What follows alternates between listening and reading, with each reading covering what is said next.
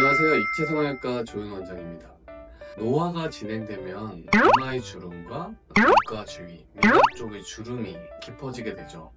이런 걸 개선하는 수술이 이마 거상술도 있고 눈썹파 거상술이라는 수술도 있습니다. 환자분들이 이마 거상술이 맞는지 눈썹파 거상술이 맞는지 고민이 많으신 분들이 있어요. 그래서 오늘은 그 두 수술이 어떻게 다르고 어떤 경우에 각각의 수술들이 적용이 돼야 되는지 간단하게 설명드리도록 하겠습니다. 이마 거상술은 이마에 주름이 깊다든지 아니면 눈썹이 이렇게 많이 처져서 윗눈꺼풀이 처져 있고 나이가 들어 보이고 어두워 보이는 느낌의 환자분들에게 적합한 수술입니다. 특히 이마와 이마 주름, 눈썹 등이 처짐으로 인해서 나이가 들면서 눈이 작아 보이고 개슴츠레해 보이는 분들한테 굉장히 좋은 결과를 나타낼 수 있는 수술인데요. 나이가 들면서 눈썹이 처지게 되고 또 눈도 개슴츠레하게 뜨게 되죠. 이럴 경우 내시경을 이용한 이마 거상술을 하게 되면 이마를 전체를 들어서 올리기 때문에 눈썹도 위로 올라가고 또 눈도 커지는 효과를 볼 수 있습니다. 이마 거상술을 한 환자분 전후 사진을 보면 수술 전에 눈썹과 눈 사이가 좁아서 답답해 보이는 느낌이 눈썹이 위로 올라가면서 훨씬 더 또렷해 보이는 느낌을 가질 수 있습니다.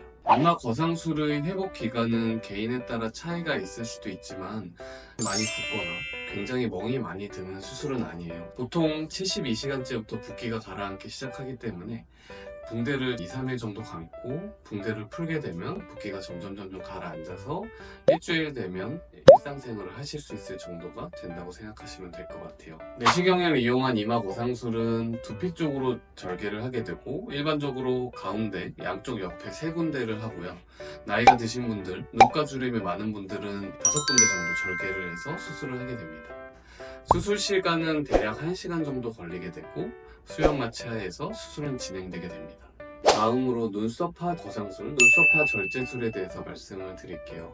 나이가 들면서 눈썹이 위에서 아래로 처지면서 눈이 작아지게 되고 쌍꺼풀이 작아지고 심한 경우는 피부가 이렇게 접히면서 진물이 난다는 분도 계십니다. 이럴 경우 눈썹이랑 눈 사이가 좁을 경우는 저는 이마 거상술을 하라고 말씀드리고 눈썹과 눈 사이가 충분히 넓을 경우는 눈썹파 거상술, 눈썹파 절제술을 시행하면 본인의 눈매가 많이 변화되지 않고 눈이 조금 더 또렷해지는 효과를 볼 수 있습니다.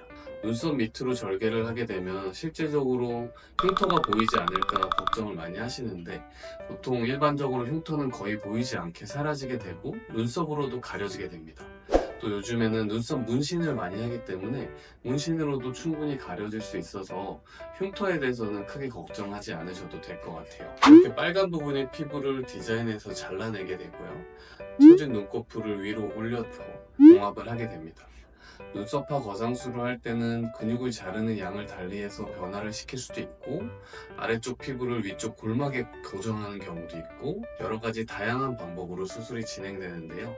환자분 케이스에 맞게 수술을 진행한다고 생각하시면 될 것 같아요. 수술 환자분 전후 사진을 보시면 수술 전에 이렇게 눈썹이 처져서 쌍꺼풀도 가려지고 처져 있는 환자분이 수술 후에 눈도 더 또렷해 보이는 효과를 가질 수 있습니다. 눈썹이랑 눈 사이가 넓으신 분 같은 경우는 눈썹파 거상술이 적합하다고 보시면 될 것 같습니다. 간단하게 정리를 하면 이마 거상술 같은 경우는 처진 이마 눈썹, 또 눈꺼풀을 동시에 개선할 수 있고요.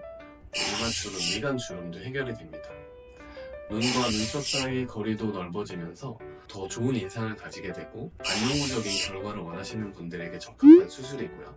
눈썹 하하 거상술 같은 경우는 단순히 눈썹 아래 피부를 잘라내는 수술이고 눈썹 아래 피부가 처지면서 눈이 가려지는 분들에게 적합한 수술입니다. 눈가 주름도 조금 좋아지는 경향이 있고 이마 거상술보다는 회복기간이 조금 더 짧기 때문에 회복기간을 걱정하시는 분들에게도 눈썹파 거상술은 좋은 선택이 될 수 있을 것 같아요. 오늘은 간단하게 내시경을 이용한 이마 거상술과 눈썹파 거상술의 장단점과 적용층에 대해서 설명을 드렸는데요. 환자분에 따라서 어떤 수술을 해야 더 좋은 효과를 나타낼 수 있는지는 다릅니다. 꼭 전문의와 상담을 해서 본인에게 맞는 수술을 하셔서 좋은 결과를 얻으시기를 바라겠습니다. 감사합니다.